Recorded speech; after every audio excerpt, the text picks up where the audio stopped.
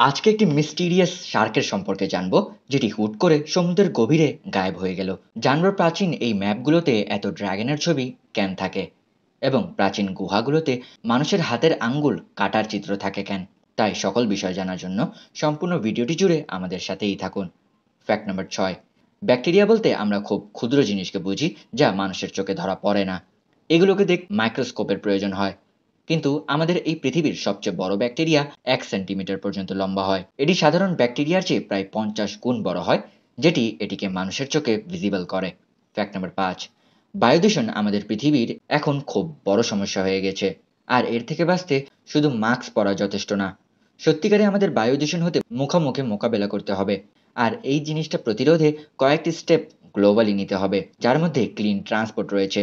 মানে যদি মানুষের ট্রান্সপোর্ট সিস্টেম পুরোপুরি ইলেকট্রিক হয়ে যায়, তাহলে বায়ু থেকে এই বিষাক্ত গ্যাসকে কমানো যাবে, যাতে বায়ু দূষণ রোধ হবে। এর সাথে শিল্প কারখানাতে খেয়াল রাখতে হবে, এবং যত সম্ভব অ্যাডভান্স টেকনোলজি ব্যবহার করতে হবে, কারণ সেগুলো বায়ু দূষণ কম করে। Fact number 4। কিছু সময় আগে জাপানের হোকাইডোর একটি শহরে ঘটে একটি খুবই অদ্ভুত ঘটনা।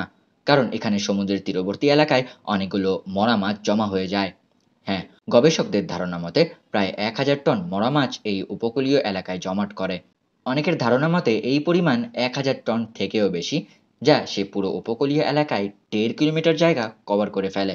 কিন্তু সবচেয়ে মিস্টিরিয়াস ব্যাপার হচ্ছে যে এত সংখ্যক মাছ একসাথে কেমনে মারা গেল, তা এখনো জানা যায়নি। Fact number 3। বলুন তো একটা মানুষের হাতে কয়টি আঙ্গুল থাকে? নিঃসন্দেহে 5টা। কিন্তু এমন অনেক প্রাচীন গুহাগুলোতে, যেখানে আগে প্রাচীনকালে মানুষেরা থাকতো, সেখানে এমন অনেক হাতের চিত্র পাওয়া যায় যেখানে তাদের হাতে 5টা না বরং 4টা আঙ্গুল দেখা যায়। আর অনেকের 4টাও না বরং এর চেয়েও কম আঙ্গুল থাকে, যেটি আশ্চর্য করে দেওয়ার মতো বিষয়।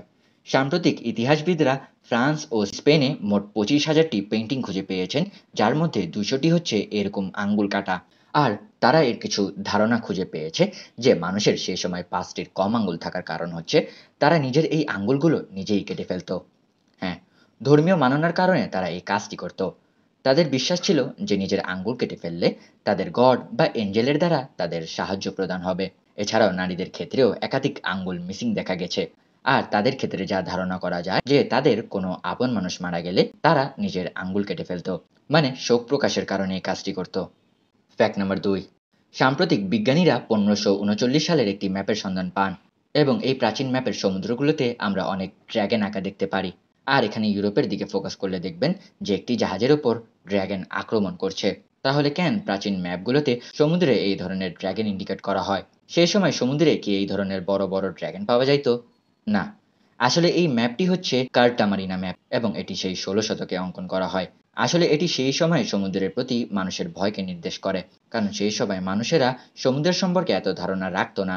তাই কিছু মিসকনসেপশনের কারণে তাদের মনের ভেতর ভয় তৈরি হয় যে সমুদ্রের বিশাল আকারের দানবগুলো থাকতে পারে। আর সেই ভয়কেই এই ম্যাপ নির্দেশ করছে। Fact number 1। শার্ক সমুদ্রের একটি খুব শক্তিশালী প্রাণী। সমুদ্রের সব জায়গায় শার্ক নিজের রাজত্ব বজায় রাখে, এবং অন্যান্য প্রাণী শার্ক থেকে সেফ থাকার জন্য এর থেকে দূরত্ব বজায় রাখে। আর 2003 সালে অস্ট্রেলিয়ার কিছু বিজ্ঞানীরা এই শক্তিশালী প্রাণীর উপর পরীক্ষা চালাচ্ছিলেন, যে এটি কত গভীরে থাকে, কত তাপমাত্রায় থাকে, কিভাবে জীবনযাপন করে। তারা শার্কের মধ্যে একটি ট্র্যাকার লাগান, যার মাধ্যমে সকল তথ্য তারা জানতে পারেন। আর এই সময় ঘটে একটি রহস্যজনক ঘটনা। এ সময় তাদের পরীক্ষা চালানো এই শার্কের হঠাৎ গতি বেড়ে যায়, এবং খুব দ্রুত সমুদ্রের নিচে যেতে থাকে। আসলে বিজ্ঞানীরা বুঝতে পারেন যে এই শার্কের গতি এত ছিল না, মানে এই শার্ককে অন্য কোনো প্রাণী টেনে সমুদ্রের গভীরে নিয়ে যাচ্ছে, মানে কোনো প্রাণী এর শিকার করছে। আশ্চর্যের বিষয় হচ্ছে যে তাদের পরীক্ষা চালানো এই শার্কের দৈর্ঘ্যতা প্রায় 9 ফুট ছিল, এবং এত বড় প্রাণীকে শিকার করা কোনো সাধারণ প্রাণীর পক্ষে সম্ভব ছিল না। তাই এই জিনিসটাকে নিয়ে অনেক জল্পনা কল্পনা তৈরি হয়। কিছুদিনের মধ্যেই শার্কের এই ঘটনাটা খুব হাইপ ধরে ফেলে, এবং অনেক মানুষই এই বিষয় নিয়ে আলোচনা করতে শুরু করে। এ সময় এই ঘটনা নিয়ে অস্ট্রেলিয়ায় একটি শো তৈরি করা হয়, যেটি মানুষের মধ্যে আরও প্রশ্ন তৈরি করে। তাই একটি রিসার্চ টিম এই ঘটনার সত্যতা যাচাই করতে কাজ শুরু করে, এবং এই ঘটনার প্রায় 10 বছর পর আসল কাহিনীটা বের হয় যে এই শার্ককে অন্য কোনো দানব বা অজানা প্রাণী নয়, এই শার্ককে আরেকটি শার্ক শিকার করে। আসলে হয় কি, সাদা হাঙ্গরের শিকার করা এই সাদা হাঙ্গরের আকার হরমোন প্রবলেমের কারণে খুব বড় ছিল। তাই ওই শার্ককে এই শার্ক শিকার করার সাহস করে, এবং কামড় দিয়ে সমুদ্রের গভীর পর্যন্ত নিয়ে যায়। কিন্তু বিজ্ঞানীরা এই জিনিসটা এক্সপ্লেন করার পরও মানুষেরা স্যাটিসফাই হয় না, এবং অনেকের মতে আন্তর্জাতিক চাপ কমানোর জন্যই এমন বানোয়াট ঘটনা বানানো হয়েছে। কিন্তু আসলে সেদিন কি হয়েছিল তা আজ পর্যন্ত জানা যায়নি।